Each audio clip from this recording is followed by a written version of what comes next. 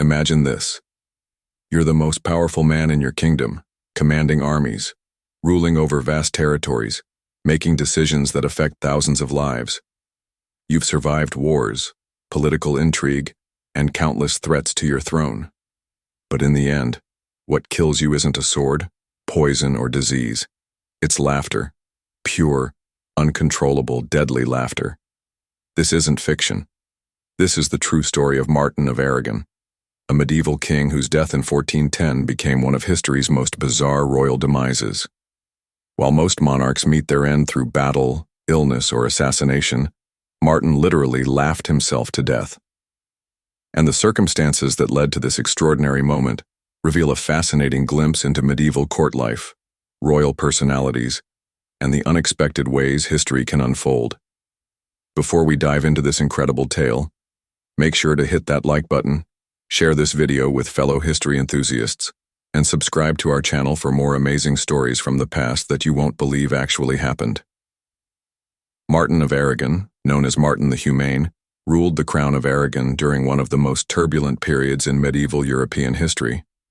Born in 1356, he ascended to the throne in 1396, inheriting a kingdom that stretched across modern-day Spain, including Aragon, Catalonia, Valencia, and the Balearic Islands, as well as territories in southern Italy, particularly Sicily and Sardinia. The late 14th and early 15th centuries were marked by political instability, the ongoing effects of the Black Death, and complex dynastic struggles that would reshape the map of Europe. Martin ruled during what historians call the Western Schism, when multiple claimants to the papal throne created confusion and division throughout Christian Europe. It was an era when kings needed to be shrewd politicians, capable military leaders, and skilled diplomats to survive. But Martin was known for something quite different from his contemporaries. While many medieval rulers were remembered for their ruthlessness, military prowess, or political cunning, Martin earned his epithet the Humane for his relatively gentle approach to governance and his genuine care for his subjects' welfare. He was described by chroniclers of his time as a man who preferred negotiation to warfare, who showed mercy to defeated enemies, and who had a particular fondness for intellectual pursuits and courtly entertainment.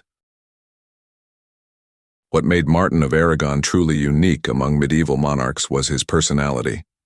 Contemporary accounts describe him as a man with an infectious sense of humor, someone who genuinely enjoyed the company of jesters, storytellers, and entertainers.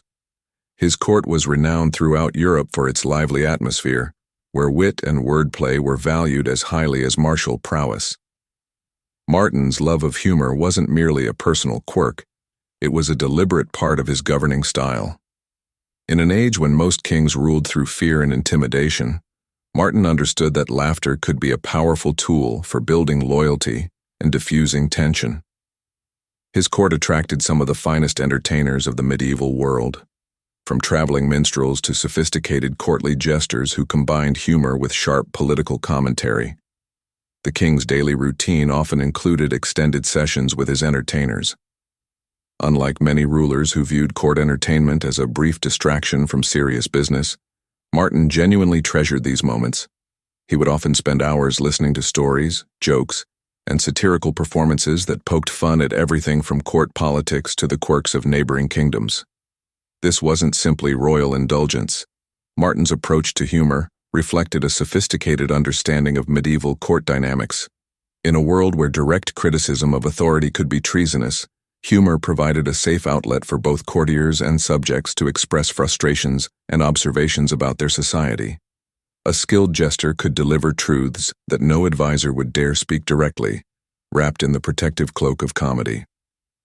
By 1410, Martin was 54 years old and had been dealing with significant personal and political challenges. His son and heir, Martin the Younger, had died just a year earlier while campaigning in Sardinia, leaving the succession of the crown of Aragon in question. This loss had deeply affected the king, who had been grooming his son to take over the complex responsibilities of ruling such a diverse and far-flung kingdom. The stress of the succession crisis, combined with ongoing political pressures and his advancing age, had taken its toll on Martin's health. Yet those who knew him noted that his love of laughter remained undiminished.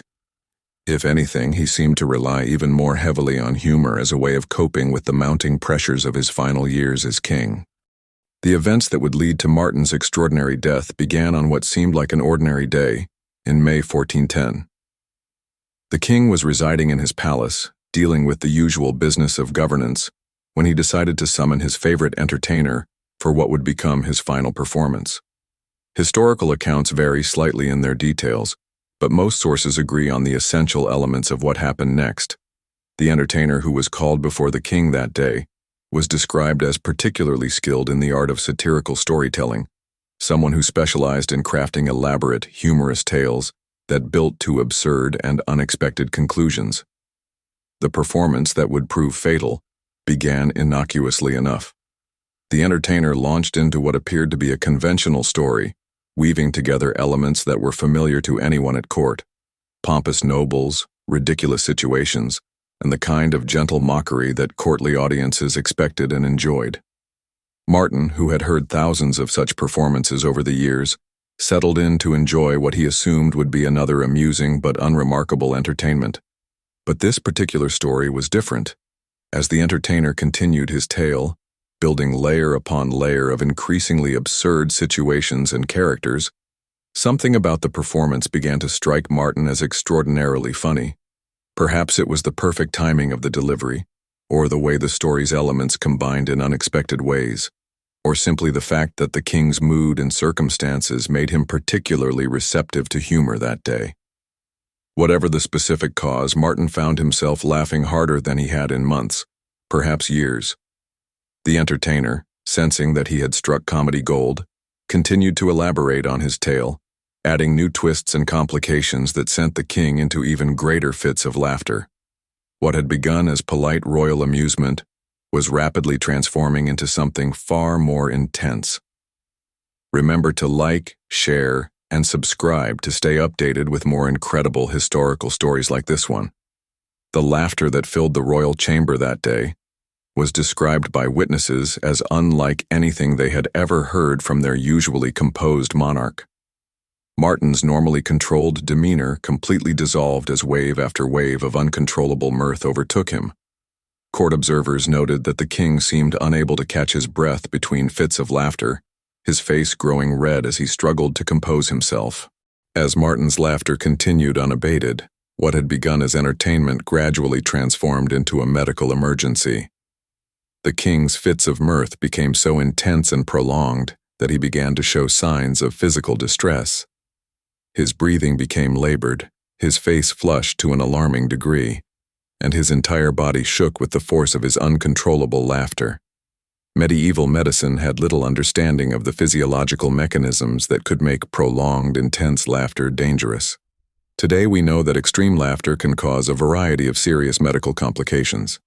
It can lead to asphyxiation if breathing becomes too disrupted, trigger heart arrhythmias in people with underlying cardiac conditions, cause dangerous spikes in blood pressure, or even result in what modern medicine calls gelastic syncope, fainting caused by laughter-induced changes in blood flow to the brain.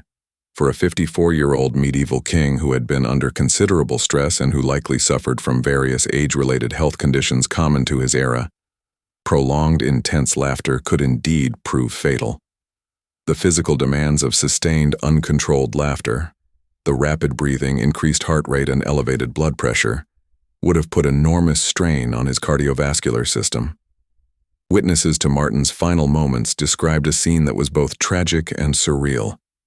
The entertainer, realizing that something was seriously wrong, stopped his performance and tried to help the king regain his composure.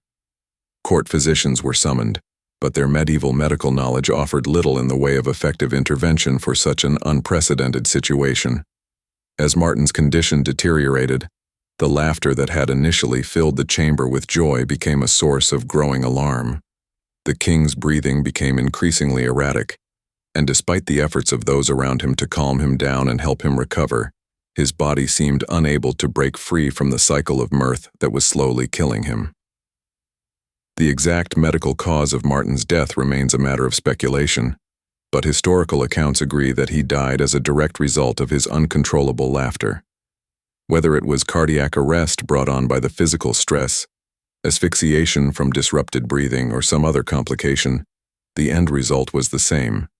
The Crown of Aragon had lost its king to an entertainment that had literally proven too funny for him to survive. The irony was not lost on contemporary chroniclers, who noted that a king known throughout Europe for his humanity and love of laughter had ultimately been claimed by the very thing that had brought him so much joy throughout his life. Martin of Aragon's death from laughter created immediate political chaos throughout his kingdom. With no direct heir and no clear succession plan, the Crown of Aragon faced a constitutional crisis that would reshape the political landscape of medieval Spain. The bizarre nature of the king's death only added to the confusion, as nobles and advisors struggled to comprehend how such a thing could have happened. The succession crisis that followed Martin's death lasted for 2 years, a period known in Spanish history as the Interregnum. Various claimants pressed their cases for the throne, leading to political instability and the very real possibility of civil war.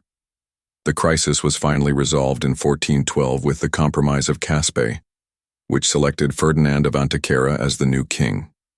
This decision brought the Trastamara dynasty to the throne of Aragon and fundamentally altered the balance of power in medieval Spain. But beyond its immediate political consequences, Martin's death became a source of fascination that has persisted for more than 6 centuries. Medieval chroniclers recorded the event with a mixture of amazement and disbelief, struggling to explain how such a thing could have occurred. The story spread throughout Europe, becoming part of the oral tradition of royal courts, and eventually finding its way into various historical writings. The tale of the king who died from laughter serves as a powerful reminder of the unpredictable nature of history. While we often focus on the great battles, political intrigues, and dramatic events that shaped the medieval world, Martin's death illustrates how even the most mundane aspects of daily life could have profound historical consequences. A simple court entertainment, the kind that occurred thousands of times throughout medieval Europe without incident, became the catalyst for major political change. Modern medical knowledge helps us understand how Martin's death was physiologically possible, but it doesn't diminish the extraordinary nature of the event. Cases of death from laughter are extremely rare even today, making Martin's fate genuinely unique in the annals of royal history. His death stands as perhaps the most unusual royal demise in European history, surpassing even the most creative fictional accounts of royal ends. The story also provides insight into the important role that humor played in medieval court culture.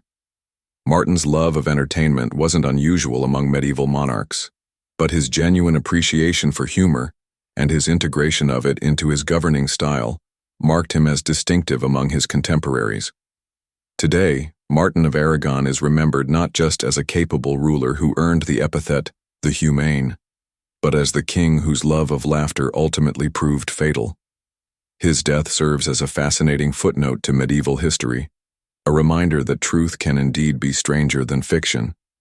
If you enjoyed this incredible story from history, don't forget to like this video, share it with friends who love unusual historical tales, and subscribe to our channel for more amazing stories from the past.